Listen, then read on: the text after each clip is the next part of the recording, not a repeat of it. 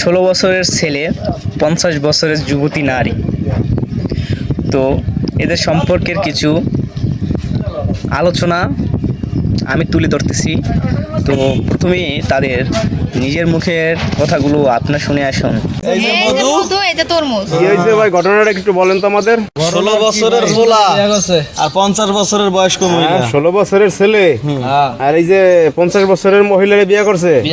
হায় হায় রে, মধু খেয়েছে ভাই, মধু। হ্যাঁ এই আপু, আপনার বয়স কত? 50। হ্যাঁ, 50 বছর। তা আগে পরে বিয়ে শাদী করছিলেন আপনি? জি, তো স্বামী কোথায় আপনার? প্রবাসে থাকে। প্রবাসে থেকে? তাহলে আপনি তারে ফেলাই আপনি এই ফুলারে বিয়ে করলেন? 50 বছরের নারীর তার হাজব্যান্ড থাকে প্রবাসে। প্রবাসে থাকে সেই সুযোগে যে কষ্ট করে মাথার ঘাম পায়ে ফেলে সে প্রবাসে বয়ে কষ্ট করতেছে, সেই টাকা দিয়া সেই জায়গায় রঙ্গভঙ্গ করতেছে। আর 12 বছরের ছেলের সাথে কি কামড়া ঘটাইলো, বিস্তারিত শুনুন। এ তোমার বয়স কত? 16 বছর। তুমি কি করো, কাজ বাজ করো কি তুমি? কাজ বাস আমি কাপড় দোকানে চাকরি করি। কোথায় ভাই এটা, জায়গাটা নাম কি? আবার নবীনগর। নবীনগরে চাকরি করো? তা তোমার পরিবার মেনে নিছে এই যে বিয়ে করছো? না। কিভাবে বিয়ে করছো তোমরা? আরে বেটা, মেনেই বা নেবে কেন? তোর এখনো বিয়ে করার বয়স হয়েছে, এখনো কাপড়ের দোকানে তুই চাকরি করো মিয়া? তুই একটা বুড়া মহিলার বিয়ে করছো, তোর সামনে বেলে থাপড়াই তোর কান কোন ফাড়াই দিতাম। এই শালা, তোর বিয়ে করার বয়স হয়েছে? তুই বিয়ে করছো একটা ভালো মেয়ের সাথে মেয়েকে বিয়ে করতে, তুই কি বিয়ে করছোস?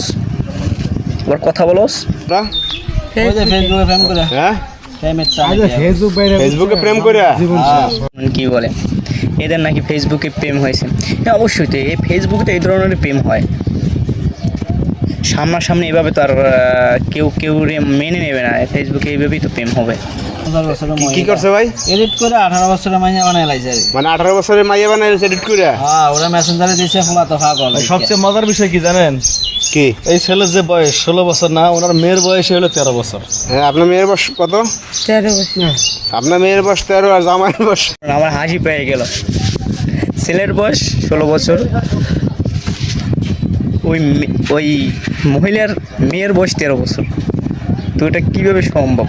ওই মহিলার ছবি এডিট করে ফেসবুকে 12 বছরের যুবতীর মতন এডিট করে বানাই ফেলেছে। ওই ছেলে দেখে তো পাগল হয়ে গেছে। আরে আমি জানি কি না কি পেয়ে গেছি। তো সবাইকে একটা কথাই বলি ভাই, ফেসবুকে প্রেম করো না কেউই। ফেসবুকে প্রেম করলে এইভাবে বুড়াই পেতে হবে, তো 2-3 গুঁড়োগাড়ার মাকেই পেতে হবে। তো অবশ্যই এই যুগে 2-3টা গুঁড়োগাড়ার মাকে সবাই বেশিরভাগ বিয়ে করে। তো এটা কোনো সমস্যা না, এটা এখন ছেলে তুমি সামলাও। আমি তো এটাই ভাবতেছি, ওনার মেয়ে এই ছেলের কিভাবে বাপ বলে রাখবো। হ্যাঁ, আমি এটাই ভাবতেছি। পারবা সংসার চালাইতে?